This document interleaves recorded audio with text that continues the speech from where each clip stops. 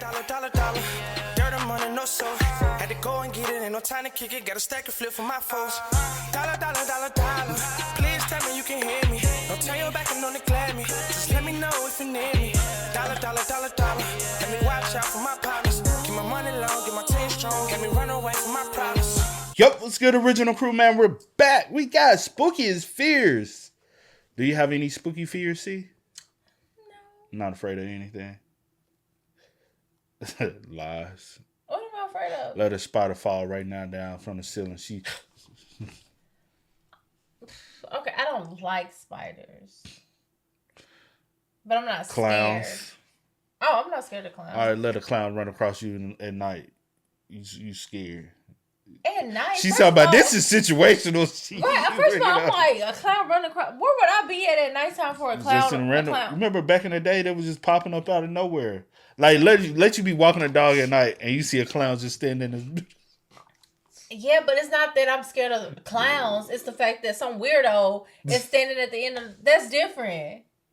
You know what I'm saying? Like, this is a person.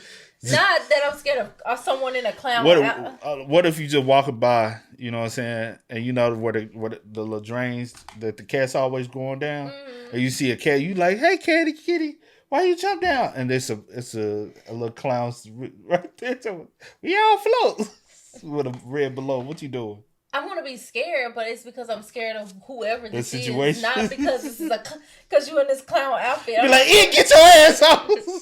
Like last night when I was walking, I heard something in the drain. I said, "Oh no, baby!" I turned on. It probably was the cats, but I wasn't gonna take no chances, and it was dark, so I turned around. Little stray cats around us, bro. They I swear, one of them jumped down right in front of me twice. I done seen it happen twice. Literally jumped down the drains right in front of you, and they be alive. They come right back. I saw a snake go down one time too. Yeah, the snake. I seen a snake go down once too. But that's it. Yeah, I mean, hey, what are you scared of? Only thing I told you is spooky fears. I ain't got no spooky fears. I ain't scared. That shit ain't about me. But like, you have fears, but just not spooky. Nah, it may be spooky to you. The only thing I'm like, it's just nervousness about it. It's the height shit, and it's because of things. Scared of heights. I'm not afraid of heights. As a kid, I was a daredevil. I used to want to jump from the roof and shit. It's okay to be scared of heights. But after falling and stuff, and I just been like, let me stay my black ass down here on the ground, you know what I'm saying? Where God made me, if he wanted me to fly and be in the air, he would have gave me wings to fly like a bird. Fly like a bird, I want to fly away. But hey, man, make sure y'all check out the links in the description box. Down below. You already know where to go, man. You want to first support, all you got to do is check out down below. Also, if you enjoyed today's visuals, bucket it with a thumbs up. But let's hop into it, man. Let's check it out. Let's see what's about. You ready, C? I'm ready. Let's get it. Fear is something every human experiences. From the day we hop out the womb, we're afraid of something. It can be something instilled in you by those around you, a bad experience, stuff you see in media, or just something primal. Regardless of how or why you got it, everyone has one. It's like Oprah. You get a fear. You get a fear. Fears change as you get older. The things that scared you as a kid most likely won't scare you when you're 70 or 80. When we're babies, we're practically scared but curious about everything. A dog barks too loud, a firework goes off, an ugly person smiles at you. That last one sometimes doesn't go away. Surprise, randomness, unfamiliarity. That's what scares us when we're babies. Like for me when I was a baby, any form of loudness got me. A train going by, a thunderstorm, people yelling at me. Those noises would often be so loud that my brain could only comprehend it as something bad's about to happen. Then we get a little older. Now we're a kid. We have more experience. I know now the train doesn't mean the world is ending. And that ugly person smiling at me, they're not a monster. They're just ugly. We can officially comprehend what's going on around us. And we can actually move. At this point is when we start getting into a new kind of fear. The fears you develop from first-hand experience. You woke up one day and saw a spider staring at you from your ceiling. Now you're scared of spiders. You got arachnophobia. Your brother wanted to play Bloody Mary, or your dad was watching a scary movie right. Oh, if we talking about phobias and stuff, I got a phobia of like small, like the little holes and stuff like that. Like little holes and stuff. Like, I don't know why. I'm not afraid of it. It just made my flesh crawl. Oh, I gotta show you something. No, you ain't gotta show me a goddamn thing. Why you gotta say it like that? Because it's pertaining to what we talking about. It's not pertaining to hoes. What is pertaining to? Hoes. Sorry. I wanted to pronounce it. Holes? Hoes. You ain't pronouncing the L. I am. Holes. Holes. Holes. Are you got something to show me that deals with holes or holes? Neither one. What? Neither one. Yeah, it's something totally different What that I is just discovered last night. I said, wait, what is it? Explain. Let me show you. It better not be stupid. I'm a. Let me go to my history. What's today? Oh, okay. She gonna take too long. Yeah, you are. No, I'm not. And 5, 4, Look. 3. Did you know this? What? Oh no, that shit nasty though. Oh, you talking about like hair on the tongues? Well, growing in your mouth. So, say for instance, you have like some type of procedure done, like like some type of like little abscess or tumor or something in your mouth, and they have to like cut it out, and it takes away the skin too. So they'll do a skin graft like somewhere else on your body and put the skin in your mouth. So those follicles are still alive. You know what I'm saying? Like they're not dead follicles. So you'll start growing like hair in your mouth as well over time. That's nasty. Though. I know. I gotta shave my tongue. And like you can even grow it on your gums and stuff. So it won't just be your tongue. It may be like the side of your mouth or between your teeth and stuff like that. And I was like, oh my God. Oh, you just don't get the skin from already inside my mouth to put it right? Because you'll still you have to cover that. Like if we pull skin, I could just get some stitches and we good, baby. Yeah, I was like, maybe take it from somewhere else, not somewhere especially that got hair follicles. You got hair follicles everywhere. I'm hairy. I'm just a hairy person, genetics. You got hair. I am too, though. Yeah, you are too. I guess for me to be, both of us. It's a girl. Like you expect me to be a little bit more hairy, but I'm hairy. But you can take it off my hand. I ain't got no hair on, like right here. You squishing my ring. Oh my bad. But you don't want to take it right there. You want to take it somewhere where no, you can take it right here. This don't grow no hair. Right next to you. Now you're scared of demons. You got that's weird though. Hey, just look it up. Look it up. Some people probably already know about it, but don't show them. Just, I'm not look gonna it show up. them. But I'm saying some people probably already know about it. But Mary, or your dad was watching a scary movie right next to you. Now you're scared of demons. You got demonophobia. It was spring cleaning time and your mom was vacuuming the rug. Now you're scared of vacuums. You got zooagoraphobia. That last one is real. These are the fears that can stick with you for a few days, a few months, a few years, or maybe even your whole life. Yeah. Them vacuums get serious. Like for me, aside from my fear of dolls, I was scared of needles and the dark for a minute. Like with needles, anytime I had to go draw blood at the doctor's, it was chaos. And normally, I was a timid. Were you ever afraid of needles? We always talk about that. Yeah, I don't know why I loved getting shots. It was so weird. Like I'm not afraid. I just don't like getting shots, but I'm not afraid. Now I know someone who is, but yeah. Who you say it's your brother? My brother do not like needles at all. Reserved kid, probably off somewhere chilling on my PSP. But at the doctor's, I was crying, trying to run, fighting back, and it was so frustrating because my parents would always tell me I'm overreacting, but why would I willingly get stabbed in the forearm by a random person? It doesn't make sense, Mom. Eventually, I got over it. Nowadays, I just close my eyes and grab onto something. But the dark, that one took me a little longer to get off. Being scared of the dark is a primal fear of humans. Even our stick and stone banging ancestors knew not to hunt at night. And they were stupid. The dark is like the definition of fear of the unknown, or at least an introduction to it. Because it's not like when you're in the dark, you're scared because you're seeing the color black. Well, the scary part is not knowing what's in the dark with you. It could be Slender Man, it could be Momo, it could be a racist cop. You don't know because you can't see. And since you can't see, it makes it scary. And the room could be perfectly empty when the lights are on. Not a person in sight. But the second you turn them lights off, your brain goes on high alert and assumes every demon from hell just spawned in. And at that point, you don't know. You don't know if it's your imagination or if that really is the king of pop right behind you. That's why I always hated having sleep paralysis growing up. You would wake up seeing pitch black, unable to move, and you're like half dreaming and half not. So you start seeing the scariest things. Like, what is Barney doing here? I was kind of... Have you ever went through sleep paralysis? I went through it one time, y'all. I think I probably have. Yeah, I have, I think. Haven't I? Yeah. I thought it was raining. I went through it one time here. You be going through some weird ass shit when you sleep. I go through a lot when I'm asleep. I don't know. Yo, she be talking, screaming. Like, I really be acting out what's going on in my sleep. Boy. I mean, in my dream, I act out. We're not talking about sleepwalking or anything. Yeah, I don't sleepwalk.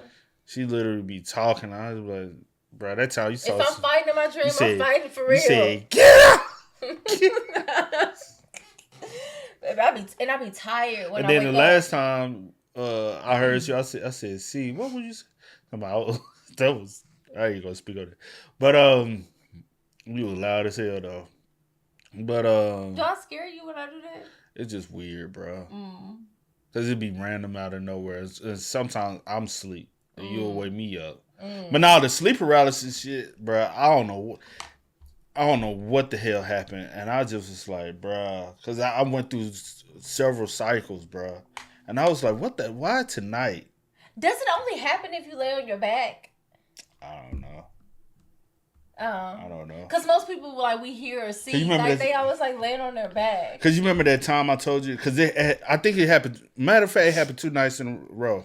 So the first time I had a dream, and it's literally I was in this room with a bunch of men, but it's like all these men was like picture like old, like in the old days, people used to work in like mining. So they had like the mining, they were all like dirty. The helmets and the suits. Helmets and suits and stuff. But they were all going into this tunnel. But the tunnel, it had an open door. You open it up and it closed. Open and it closed. So each person had to open it, go through and go through. They had to go through it. Everybody just had a plain face on it. They just opened the door. Go with it. But when they opened the door, I looked inside and there's nothing but fire. Oh. And they literally just getting in, going into the fire and shutting the door. Honey, I would have woke up. I'm like, how the fuck y'all ain't seeing this shit? They were going, you know what that was? I said, what the fuck y'all doing? Somebody wait. Like, bruh. And they just like, all right, it's just my turn. Open it up, get in the fire, and shut the door behind me. Now I'm in the fire. And the next person. Did you open the door? I said I looked in the door. Oh, I'm saying, but was it when it got to be your turn? It wasn't never my turn. I was just watching. Oh, you was just baby. And then. Look, I'm about to get a little deep. Then I don't know what happened. I was like snatched out of it. And then I went into this white room. And the room was literally just lit up white, right? My God. And they had these... My God. And there was this monitor and stuff. And I'm like... like... Oh my gosh, you did something to my headphones. No, it's ringing. Yeah, they are. Yeah, my ears are ringing. Go ahead. And then I was in this white room. And then next thing you know, it's like, all right, time to go. And then it was like I was swooshed off into this other atmosphere. And I don't know where I went to. And then I just woke up. But I was in this white room and it was just like monitors and stuff. But then the next, I was like, and I was weirded out. And then the next night, I had a sleep paralysis situation happen. And I'm literally like, and I can't move. I'm trying to scream out. And I can't say anything. I can't do anything. Yeah. And then next thing I know, there's a situation happen. And I see this, it's like this old person. And I'm like, what the? And it was like this woman. And I'm like, what the? And I'm trying to scream and I can't move. I'm trying to literally physically open my mouth and scream and it's not working. I'm just like, what the? And I was trying to, like, you know how you trying to force yourself to move, but you can't? Like you strapped down. I'm like, bro, I can't do nothing. It's the weirdest. You don't know. You can't remember none of your shit. I remember some of them, but no. But that was spooky, bro. But for the most part, I don't remember. You don't think that's spooky? Yeah, I mean, yeah, kind of, sort of, for some people.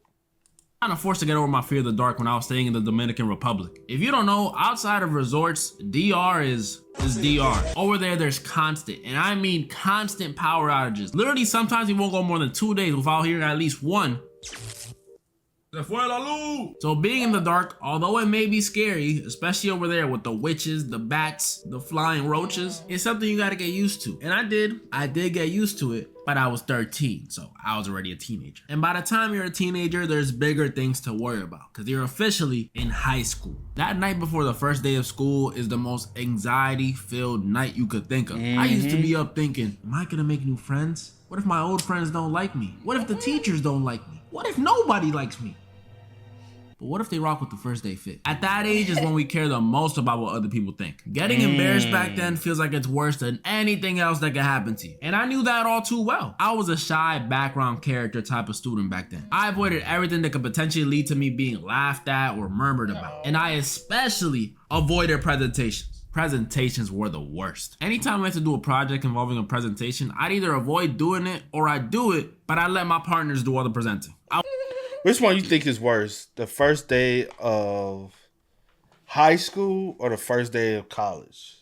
And not college like all going to like community college. It's like that first day of like actual university where you moved away. And you stand like that first night staying in that dorm. I got class the next day. Well, most of the time it's not the first night you stand in the dorm. You got class. Because typically you move in like prior to. If you don't prep properly, then college. And when I say that, I mean, because say for instance, like I was a little nervous, because I'm like, oh my gosh, I'm not gonna be able to find my classes. I'm not gonna know where everything is at. Like, I'm just talking about prepping like that. Like one of those things. So I'm like, oh my gosh. So me being who I am, like I'm about to go the day before because I was already there before. I'm about to go like just see where all my classes at, see what route I'm gonna take, how I'm gonna get there. So you saying I never prep? So I just like I winged it. But so you saying first day of college could be more nerve-wracking? It could be intimidating than first day of high school. Yeah, because first day of high school, like I'm still going to school with the same. You're going with the same people, especially when we come from. There's only one high school. Yeah, like you don't have these different, Like everybody keep going to the same school. We all. It's everybody. Everybody transitioning together. Yeah, so everybody know everyone. But college is like, all right, you finna go to the new classes, no friends, like new it's campus. Totally different. It's a shock. You know what I'm saying? And I'm away from home. Yeah. And so I'm staying off by myself. And I do understand that some people first day of high school can be scary as well. Yeah, but I think especially when you're moving and stuff. Especially if you're moving, or even if you're going, because you're still going with other kids that you probably went in school with at one point, because different. Different. But for me, high school wasn't that. It wasn't bad for me, and then you already know everyone. I come from a small town, and then my brother was there, so I really felt a little bit like better. Yeah. Like once I went to high school. Yeah, because I'll say this: my first day of high school, I already knew like half of the high school. Yeah. Reason why, like I was coming from the 8th grade, like I knew down there every grade above me, and I knew people was already popular. Why? My sister was already there. My my cousin played football, and the star player of the football team was already was hanging with him anyway. So I'm like, and then my other cousin, another one, they all played football. I didn't play football, but they all played football. So I was already around the ones that was on the football team anyways, and so like going into high school, I was just like, I'm an upper class. Like I already know everybody in your head, but yeah. A presentation, I'd either avoid doing it or I'd do it, but I let my partners do all the presenting. I was that kind of classmate. But there were times you couldn't avoid doing that dreaded solo presentation. And tell me if it's ever happened to y'all, but y'all ever had a presentation day and you're nervous, but you're going last, so it's whatever. You walk into class, you sit down, and all of a sudden, you look around, and every single person who was supposed to go before you was absent? Looks like Michael is also absent. Well, there gotta be top 5 worst feelings ever. I'd get up there and it was all types of so yeah, and so filler words. Yeah. It was terrible. But the thing that scared me more than presenting in school was school shootings. Prior to my freshman year, I don't remember doing a single lockdown drill. Maybe one in 8th grade, but they weren't that common. I was only used to slowly walking out the building during fire drills, so I didn't know why we were doing them. To me, it was just another excuse to not do classwork for another few minutes. I loved it. But when I found out why we did them, it instilled a new fear in me. A fear that I could randomly be sitting in class one day and hear 2 pops down the hall and know in my mind, I'm probably not gonna be saving any. It's sad, but it's true. What was I, a 5'7", 114-pound freshman supposed to do? Nothing. We're powerless in this situation. Your only hope is literally to become cool for every white kid in the school. That's the only precaution you can take. Luckily, once you graduate, most of these school fears go away. Even though you're in college, it's definitely not the same. You're an adult now. Yes, you may still carry some of the fears from your childhood, whether it be fear of the ocean, your fear of heights, your fear of vacuum still for some reason, get over it, bro. You can manage yourself. You can avoid these things. The fears you're really looking out for when you're an adult are the mental ones. Commitment, rejection, loneliness, and of course, failure. Failure is something I think most of us by the age of 18 start fearing, if not at least thinking about. The idea of legacy. What do I want to accomplish in my life? And will I accomplish it? Yeah, I know what I'm talking about. You start looking toward the potential future where instead of becoming an architect, a doctor, a lawyer, or anything else you want to be in life, you just end up working the drive-thru at your local Burger King. This fear of failure sometimes consumes us completely. We imagine all these possible ways we can fail instead of just focusing on the ones where we can actually win. It makes no sense. What is wrong with you? Don't you want to win? I think fear of failure is one of the biggest things as an adult you deal with. Like, even like, hey, if I apply for this job, am I gonna get the call back? You know what I'm saying? And you start convincing yourself, nah, I ain't qualified. It's my resume. Like, and we don't consider it as like fear, but it's a form of fear. Yeah. You know what I'm saying? Like, or if I decide to leave this job, am I gonna be happy at this next job? Or should I take this leap of faith and pursue whatever endeavors I have? Yeah. And that's fear. Like, it's just a different level of it, you know? So I think that's the biggest thing of, like, as an adult, the biggest thing you're gonna deal with is failure as being the biggest fear, because you also, even moving from relationship to relationship, you carry on fears from the previous relationship that you might possibly have to deal with in this relationship that might, all right, is this relationship gonna work out? Or am I gonna see the same, you know? It be those concerning fears. And it's like, and that will prevent you from doing a lot of things. You might pass up on a job that you always wanted because of your fear that it might not work out. Or the person that you were supposed to actually be with, you might have passed them up out of fear of, are they really the one for me? Or I just went through this in this relationship. Am I truly ready for another relationship? You know, you never know, man. But that's the adult fear, though. Ones where we can actually win. It makes no sense. What is wrong with you? Don't you want to win? Don't you want to succeed? As someone who didn't know what they wanted to do in college and watched way too much YouTube, failure felt inevitable for me. By the time I saw my SAT scores junior year, I was like, yep.